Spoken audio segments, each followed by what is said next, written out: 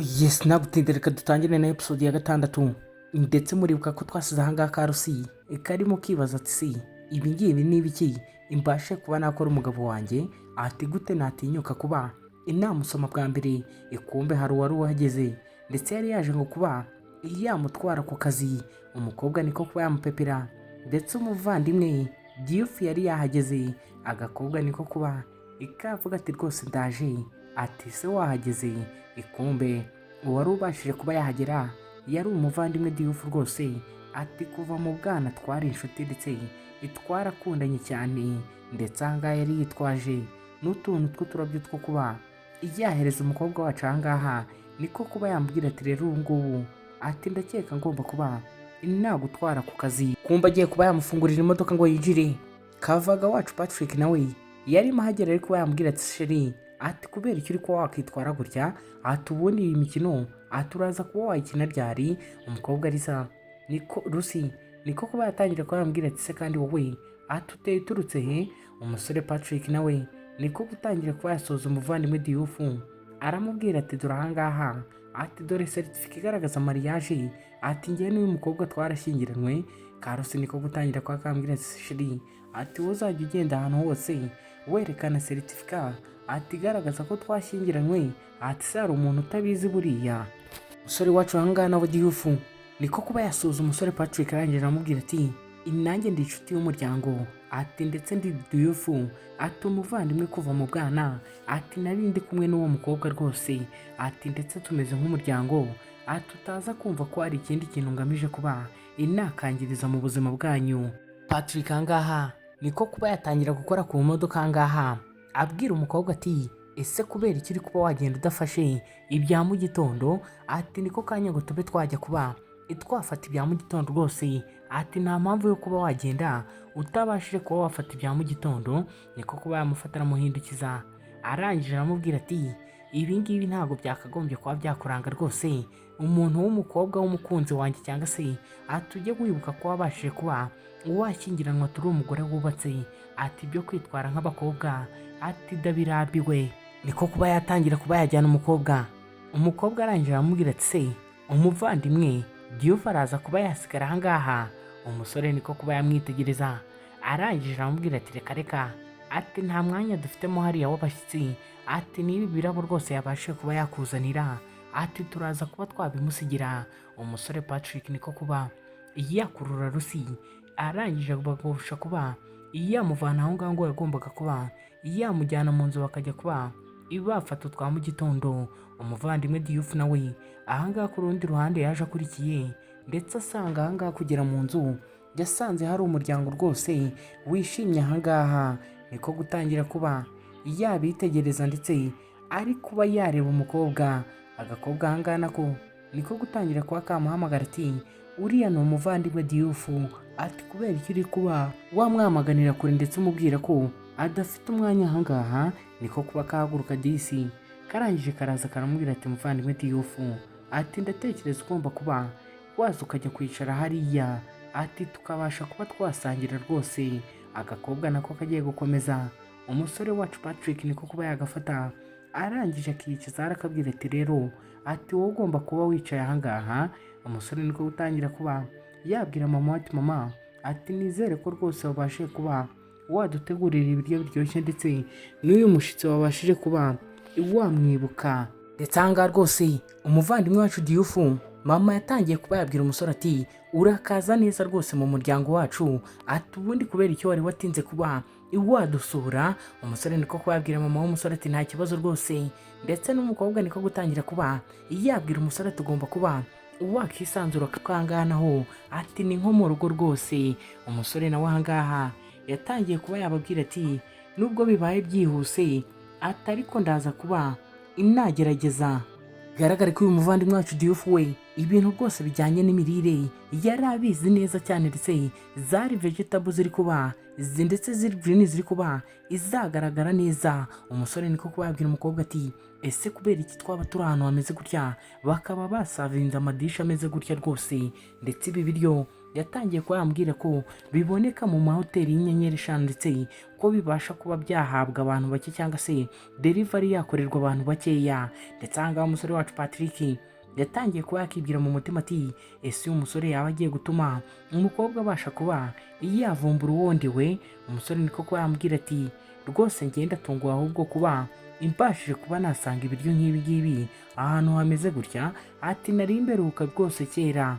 Umusore yatangiye kuba yamubwira ati mbanza uri gukina muvandimwe Diofu, ariko byose byari byamaze kuba ibyagaragara. Umusore ahangaha byari bigaragaye ko umukobwa rwose babashije kuba bamucarenjinga cyangwa se bamugaragariza ukuntu atari uko bameze ahangaha.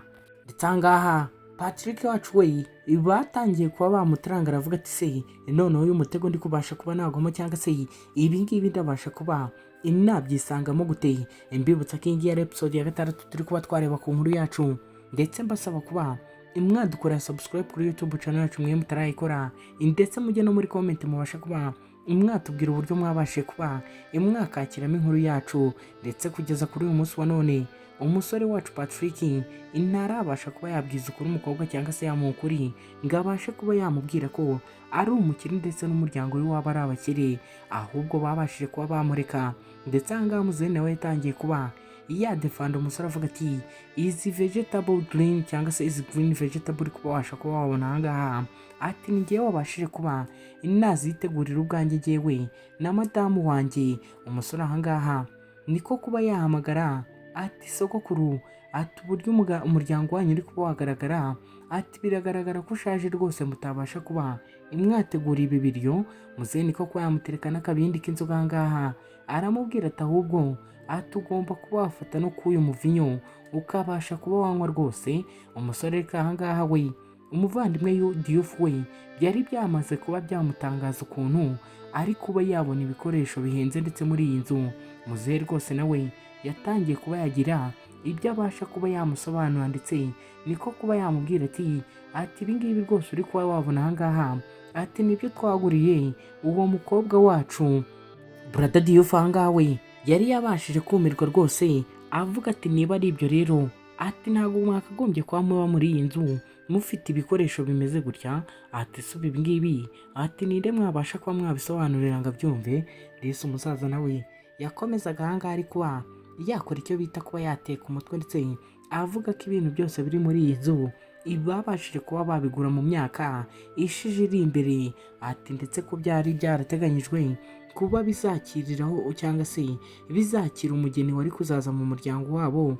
Ati none Imana yabashije kuba yabafasha umuhungu wabo rwose abazanira umugeni mwiza ndetse w'igikundiro w'igitangaza.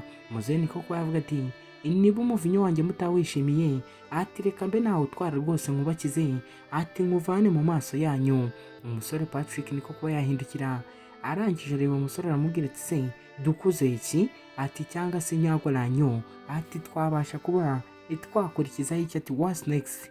Barakwereka bageze aha ngaha, umusore wacu atangira kuba yahagarika umusore, arangije aramubwira ati ndabizi hari imbere hari abasekirite, ati kandi wowe uragomba kuba iwanyura aha ngaha rwose, ati niho ofisi z'abayobozi ziri. Umusore Patrick niko kuba yabwira Rusa ati sheri atuze kuba wakiyitaho.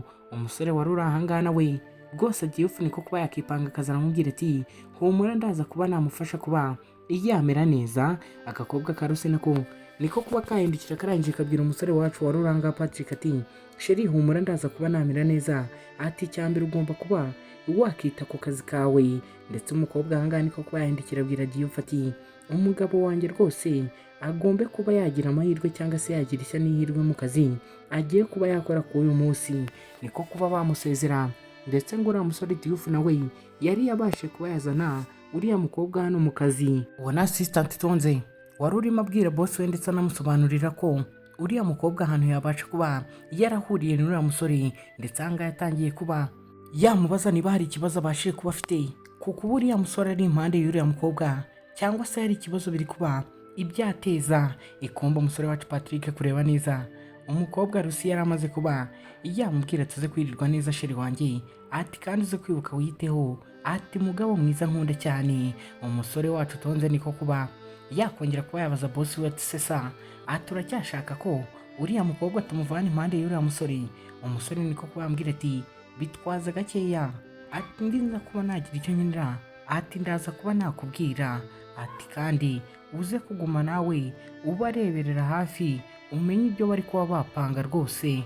Ndetse aha ngaha hari dokima batangiye kuba bamwereka, bamubwira ko agomba kuba yakwitwararika, ndetse bamubwira ko byose byabashije kuba byaba ari ibyari byapanzwe, ndetse ko umukobwa nawe agomba kuba yabivamo ntabashe kuba yakomeza kuba yabijyamo rwose. Ati kuko byaba bigoye cyangwa se byaba bigayitse umukobwa akameje kuba yagaragara ko yanze kuba yashyingiranwa na Mr. Patrick wacu cyangwa se ariwe boss wowe. Ndetse aha ngaha umusore yarabyitegereje neza, ndetse atangira kuba tonze yakomeza kuba yambwira ati ese uratekereza ibingibi byo hari icyo tugomba kuba twabihinduraho? Patrick niko kuba yamureba, arangije aramubwira ati ndatekereza ibingibi rwose tutagomba kuba twabitaho umwanya, ati kuko ntacyo bimaze. Patrick niko kuba yakitegereza agafata k'umukobwa, arangije aravuga ati se burya iyi myaka yose wahoze ukora cyane ugamije gukora ibingibi, ikumbe bidatinze umusore yaje muri office, ndetse agakobwa niko kinjira akavuga ati nyakubahwa Patrick, ati hari dokima nzanye aha ngaha mu biro byawe, ati ndizera ko urimo indani. Kumbe kwinjira ikatangiye kuba kakubitwa n'inkuba, ndetse gahita kareba ku ruhande karamubwira tugombe kuba wambabarira nyakubahwa, ati ntago nari nzi ko rwose uri kuba wahindura imyenda. Ese agakobwa kabashije kuba ikamenya ko ari umusore wacu Patrick. Patrick niko kuba yahindukira, agakobwa niko kuba katangira kuba kamubaza ati se kubera iki uri aha ngaha? Ati kubera iki uba uri mu biro bya boss kandi uri umukozi? Mwibuke neza uyu musore wacu yabashije kuba yabeshya agakobwa ko ari bodyguard cyangwa se ari umurinzi wa nyakubahwa Patrick. Ati ndetse kuba wahuje izina, ati bijya bimugora cyane cyangwa se bimwadikita kuba yaba nka we. Agakobwa katangiye kuba kamubaza ibibazo byinshi, ndetse kamwitegereza aha ngaha. Umusore niko gutangira kuba yamubwira ko yari arimo cenjinga cyangwa se ahindura imyenda, ndetse ko agomba kuba aho boss wari atari sori nawe agomba kuba hari. Ariko umukobwa niko gutangira kuba yamubaza ati se kubera iki mbonye ukabasha kuba iwakihisha? Umusore niko kwambwira ati reka sheri, ati ubashije kuba wankanga rwose, ati ntago wakumva ukuntu ubashije kuba iwantera ubwoba. Umukobwa ati se ngiye muteye ubwoba? Ati sinabanjije kuba nakomanga.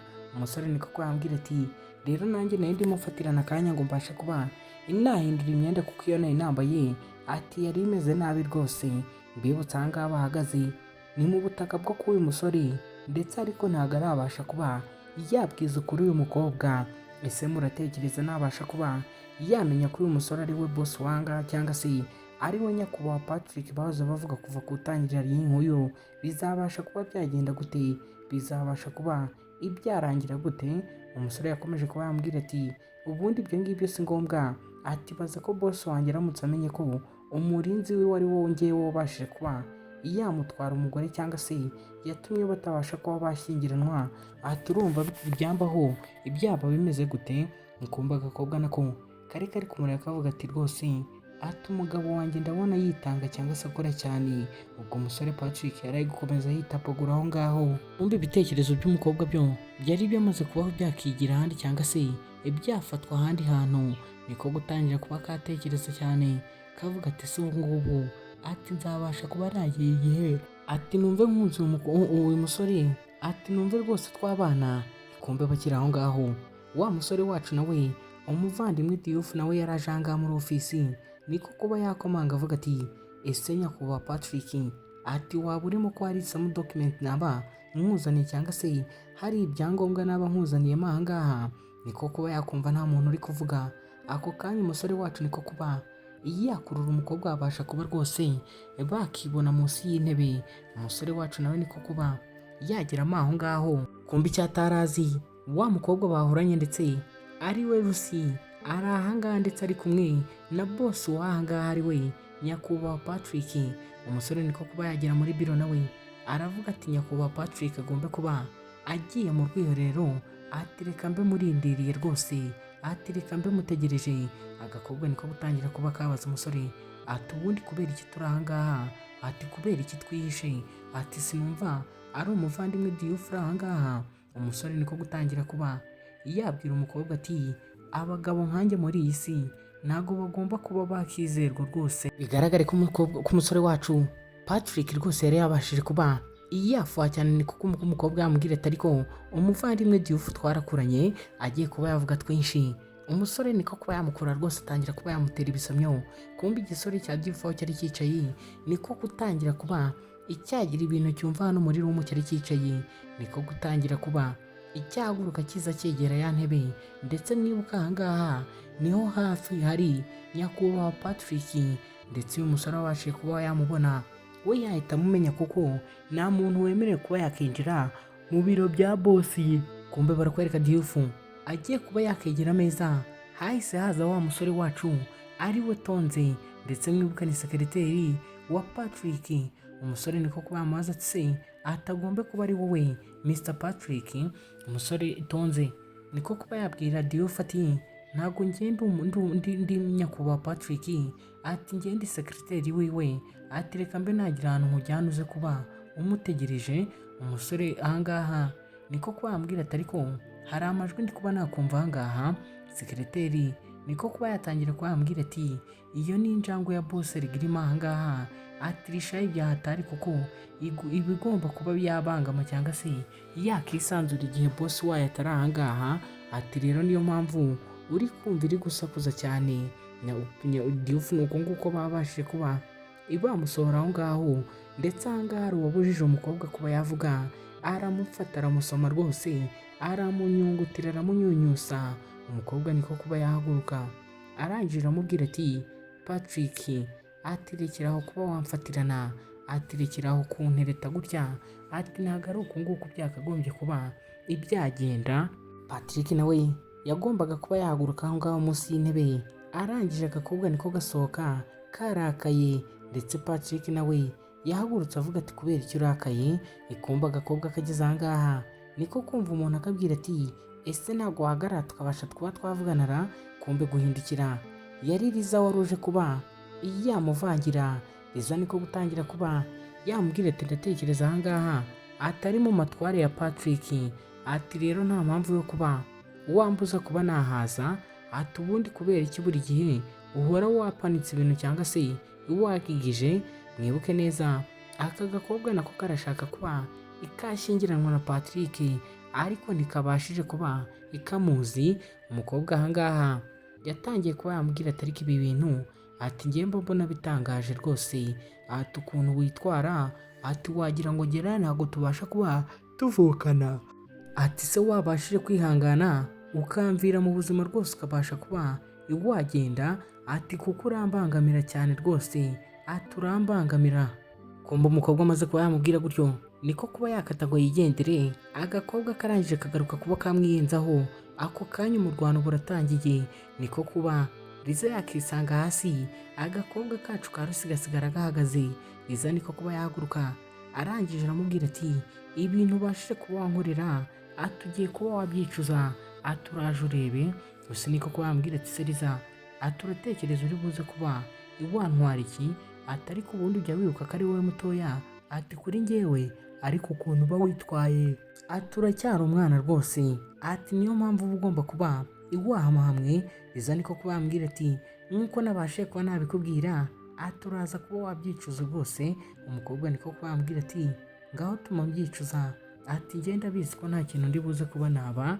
Liza niko kuba yafata telefone atangira kuba yahamagara mama na papa, ati mama papa, ati umuvandimwe rwose, ati ahangaha njye ari kubasha kuba yakongera kuba yambangamira, ati kandi igihe mu by'ukuri ati ntacyo nabashije kuba namutwara. Kumva ibyo kari gukora mwese murabizi ni iby'abana batoya, ndetse baba bana na ba mama wabo bakabaha ibere. Agakobwa hano ka Rusi karimo kamubwira ati uri gukura ariko mba mbona nta bwenge ukigira, ati kuva mu bwana bwawe, ati icyo uzi ni ukuba watabaza ba mama, ati ubundi ubona uzakura ryari? Kumbe bakiri aho ngaho mama na papa babashije kuba bahagera, ndetse baza bari kuba batetesha Liza wabo bamubaza ati se Liza, ati byagenze gute? Kumbe bahageze Liza yatangiye kuba yakiriza avuga ati mama papa, ati rwose mukuru wanjye atarambangamira cyane, ati reba nk'ubu ngubu mbanje kugira ngo tuganire, atari kakantura imijinya gashaka kuba yankubita. Gusa niko kuba yambwira ati ariko Liza, turi gukura ariko ubwenge ntabwo, kubera icyo uhora ubeshya, tuzabeshya kugeza ryari? Dusize abavandimwe bari kuba batongana, ndetse mama na papa nabo baje babyivanzemo batangiye kuba babakiranura, ariko papa ari kuba yatonganya Rusi. Ese uri gutekereza bizarangira gute? Bizaherera he? Icyo usabwa ni ugukora subscribe utazacikwa na episode izakurikira, ndetse ujye no muri comment tubwire ukuri kumva inkuru yacu, ndetse niba yagushimisha ntibibagirwe gukanda like ndetse no kuba wakora share kuri bagenzi bawe.